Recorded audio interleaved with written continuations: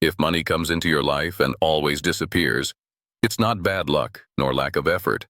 It's because you're breaking an ancient Hebrew rule, and as long as it's broken, the money will never stay. Most people break this rule every day without realizing it, and then you get trapped in cycles of loss, debt, and frustration. Today, you'll discover what this rule is, why it governs the behavior of money, and how to align yourself with it so that what comes to you finally finds rest. Tell me honestly, what hurts you most about money in your life today? Is it the fear of never having enough? Or the frustration of seeing what you achieve simply disappear, as if something were silently sabotaging everything? If these words resonate with something deep within you, join this community of seekers of ancient wisdom. Sign up, turn on notifications. Because here the goal is not just to enrich your wallet, but to enlighten your soul. We will walk together, step by step, towards a prosperity that the world cannot steal. Many centuries ago, long before banks, stock exchanges, and digital currencies, a young disciple went to a very old rabbi in Jerusalem. The rabbi was known as the guardian of invisible treasures, not because he possessed gold, but because, strangely, everything he touched prospered and endured. The disciple asked, "Rabbi, why do some men work so hard and lose everything, while others, with less effort, seem to attract wealth that remains, multiplies, and even blesses other people?" The rabbi smiled, gazed at the horizon, and recited an ancient verse in Hebrew. "For the earth is the Lord's and the fullness thereof. Ki l'Adonai haaretz umeloa." The earth is the Lord's and all that is in it. Then he drew 3 letters in the dust with his finger. K-H, Kaf, L, Lamed, B, Bet. "These letters hide a secret," he said. "They form the root of Kabbalah, to receive. But not everyone who takes something truly receives it. The money you hold may only be passing through. It is asking your soul, am I allowed to stay, or do I need to leave?" The disciple, confused, asked for understanding. Then the rabbi explained, "There is a rule, passed down from the prophets to the wise, from the wise to the righteous. A rule of permanence. It decides whether what comes to you will be a guest or a resident. This rule is based on 3 pillars: the intention behind when the money is received, the energy that money finds within you, and what happens to the money once it leaves your hands. If these 3 pillars align with the will of the Eternal, money finds rest. If not, he looks for another place to live." The Kabbalists secretly called this a rule of compatibility of vessels. If the vessel is worthy, the light remains. If the vase is broken, the light goes out. And now, it's time to reveal how this rule works in your life. In Kabbalistic philosophy, everything that exists is, in essence, condensed divine light. Money is no exception. It is a form of energy that carries mission, purpose, direction. When money enters your life, it never arrives neutral. He arrives with a spiritual question: are you a safe place for me? If you see it merely as something to fill an ego void, to prove your worth, to humiliate, to compete, then money feels like it has entered an unstable house. It's like light entering a cracked vase. Light does not remain. She escapes through all the gaps. That's why some people earn a lot. And then, suddenly, it all disappears in debt, impulsive decisions, addictions, and destructive relationships. The problem isn't the amount, it's the vase. The ancient Hebrew rule states, in essence, if money becomes an idol, it becomes a test. If money becomes an instrument, it becomes an ally. The earth is the Lord's, and everything in it. If you act like you own everything, the money will rebel. If you act as a conscious guardian, money finds rest. Wise people explain that money reads 3 things about you, as if it were examining your soul, your fear. If money senses that you worship it out of fear of running out of it, it perceives slavery, and the energy of slavery always attracts losses, false opportunities, people who take advantage of your vulnerability. Your intention. If the purpose is merely ostentation, comparison, emotional revenge, money perceives darkness. And light does not dwell in darkness for long. Its flow. If everything that comes in stays still, without a mission, without generosity, without circulation, the money begins to stagnate like stagnant water. It attracts bad smells, guilt, heaviness, and ends up exploding. Emergencies, unforeseen events, compulsive spending. The ancient Hebrew rule states that money is like the lifeblood of your material life. It needs to circulate purposefully, oxygenating, nourishing, and healing. When this happens, he receives spiritual permission to remain. There is a powerful principle based on a Hebrew word, barkeh, beracha, blessing. Kabbalists point out that the word blessing is linked to the idea of increase, expansion, making something fruitful. They taught a simple yet profound formula. Everything that is not blessed finds no foundation. This means that any money that comes into your life without donor acknowledgement, intention to use aligned with truth, and a willingness to become a channel for good, it becomes spiritually rootless. It's like a plant placed on a rock. It may germinate, but it won't take root. The old rule can be summarized as follows. Blessed money tends to stay. Money that hasn't been blessed tends to go. This is not a mechanical prayer, repeated without soul. This refers to a state of consciousness. Before receiving, may only what is good for me and for the good of others enter my life. When you receive, I recognize that this is a repository, not an idol. When using, may this sum serve a purpose of building, not destruction. When money meets this threefold blessing, he recognizes, this is home, not a hotel. Ancient sages spoke of 3 spiritual portals of money. Entry point, how the money comes in. If it enters through fraud, injustice, manipulation, it's already restless from the start. This amount carries a spiritual debt, a repaying energy. Gateway to permanence, the environment in which it finds itself. If he encounters chaos, disorder, lack of commitment, resentment, guilt, he feels threatened. It's like a guest in a tense house, with shouting and fighting. He wants to leave as quickly as possible. Exit portal. Where does the money go? If it only feeds vices, ego, destruction, it's as if it's saying, I did wrong by coming here, and next time there will be less, or it comes and goes even faster. The Hebrew rule that determines whether money stays or goes is the harmony of these 3 portals. You don't need to be perfect, but you need to be aware. If one of them is broken, you will see patterns of winning and losing quickly, repeating debts, attracting opportunities that seem good, but always end up being a loss. When you begin to align the inflow, retention, and outflow of money with a spiritual ethic, the reality around you begins to reorganize itself. Doors close, others open, and what was once considered bad luck begins to give way to a strange sequence of favorable coincidences. The question isn't simply, how much do I want to earn? The question is, who am I willing to become in order to be a vessel worthy of holding what I ask for? The ancient Hebrew rule states, money seeks stability. Men and women who, they honor their promises. They pay their debts with dignity. They don't step on others to get ahead. They know how to say no when something violates their values. They don't sacrifice their soul, family, or health just for more numbers on an account. When you strengthen your character, you strengthen the walls of the vessel, and that which once broke you begins to be sustained by you. The man who won a lot and lost everything. Daniel, 42 years old, businessman. From a young age, he had a knack for making money. Ideas would emerge, opportunities would appear, and businesses would boom. But something kept repeating itself. Every 3 or 4 years, a collapse. Lawsuits, debts, cheating partners, impulsive decisions, and everything fell apart. He began to believe that he was cursed. When a friend took him to a class taught by an old rabbi, he heard about this Hebrew rule, that money reads the vessel, the energy, the character. Daniel realized he was making money driven by fear and pride, fear of becoming poor again. Proud to show it to those who doubted, no gratitude whatsoever, no blessing, nothing purposeful. Money entered like a soldier in war.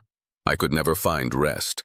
He decided to test the rule. It started to verbally bless each contract, each entry. Set aside a fixed portion of your income each month to discreetly help families in need. Stop accepting deals that go against your values even if they seem profitable. At first it seemed crazy. Fewer deals, more filtering, more generosity, less control. But something changed. The collapses have stopped. The partners became more aligned, more loyal. Decisions became clearer, less impulsive. The money kept coming in. But for the first time, it stayed. He managed to build a solid reserve, invest calmly, and sleep without fear of losing everything tomorrow.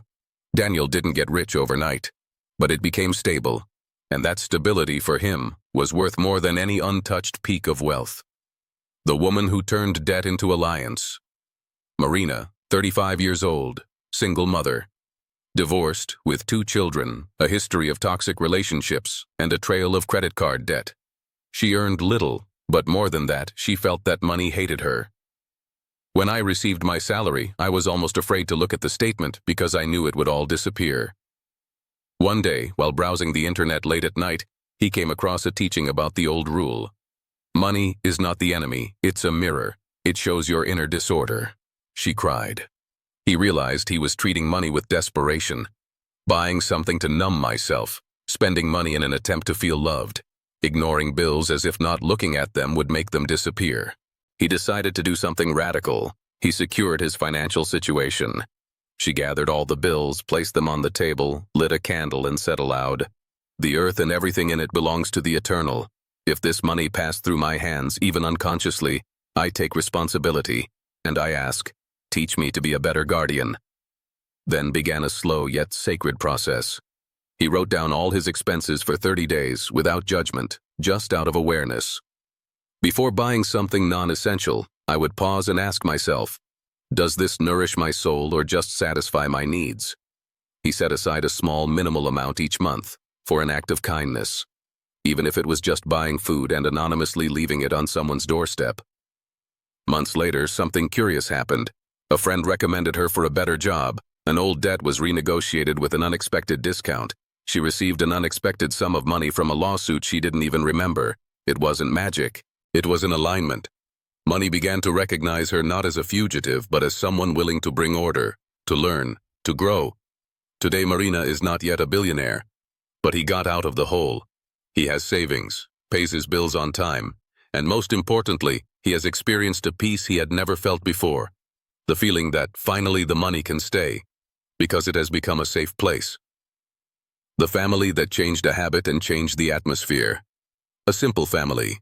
Father, mother, and a 9-year-old boy, Gabriel. At home, the topic of money always led to arguments.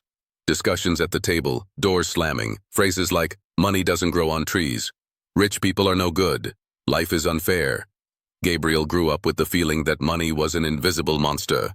When it was scarce, everyone suffered. When it was available, everyone fought. Until one day, the father heard a rabbi teaching that words about money create the spiritual atmosphere of the home. Money hates to live where it is cursed.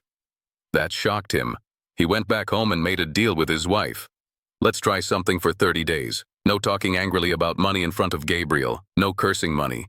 If we can't talk respectfully, let's stay silent. They started to give thanks aloud for every meal, even the simple ones. Explain to your child that money is a tool, not a monster. Saying things like, "We're learning to make better use of what we have," instead of, "We never have anything." Something subtle changed in the air. The atmosphere in the house became lighter. The fights have decreased. Gabriel started asking things like, "How can I help save money?" instead of, "Why do we never have any money?" A few months later, the father received a promotion. The mother started making sweets to sell and was surprised by the demand. But more importantly than that, the energy of the house no longer drove away prosperity with words of curse. The ancient Hebrew rule was at work there, silently. Money found a place where it was respected, neither idolized nor hated, and he decided to stay. What if I don't know Hebrew? You don't need to speak Hebrew for the Eternal One to hear your intention. Language is a channel, but what moves the spiritual world is the honesty of the heart. Wise people say that a sincere word spoken in one's own language can be worth more than 1,000 sacred words repeated without awareness.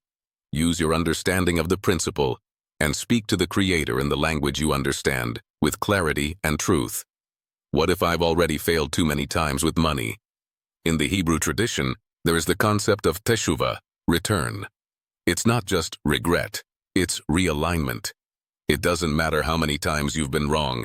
What matters is the direction you're pointing now. When you take responsibility, ask for forgiveness, seek to learn, and commit to a new attitude, the heavens open up to rewrite stories. No emotional debt is greater than the mercy that comes from above. What if I'm not a very spiritual person?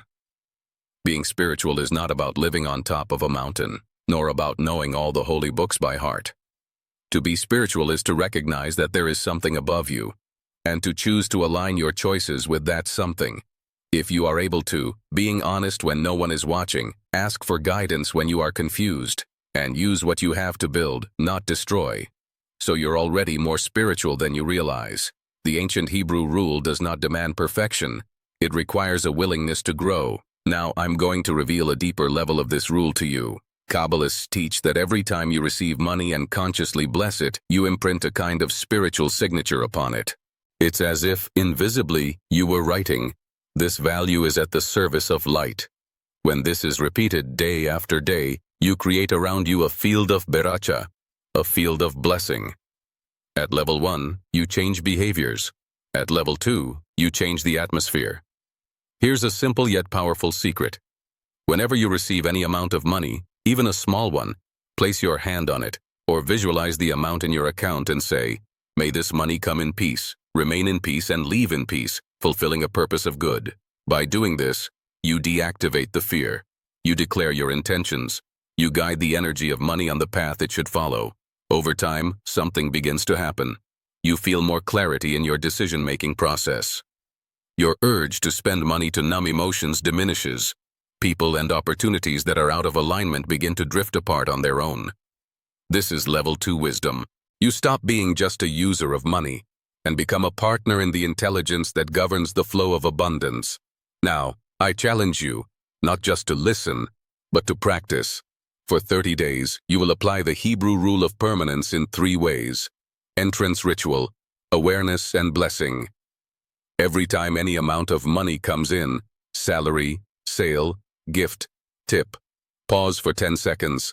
Take a deep breath, place your hand on the money or on your cell phone, looking at the balance, and say, "The earth is the Lord's, and everything in it. May this value find in me a wise guardian." Ritual of permanence, order, and purpose. During these 30 days, write down all your expenses, not to blame yourself, but to keep track.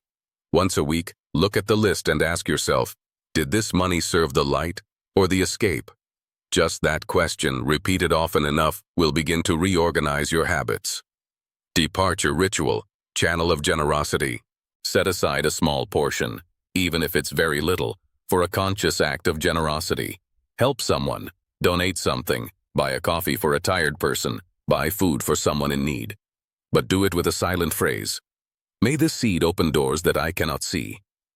Do this for 30 days. Pay attention not only to what's happening in your account, but also to what's happening in your heart. Because money tends to stay where the heart becomes a place of trust. Now listen to these words not just with your ears, but with your soul. May the Eternal One, who sustains the visible and invisible worlds, look upon your financial life today, not with condemnation, but with mercy.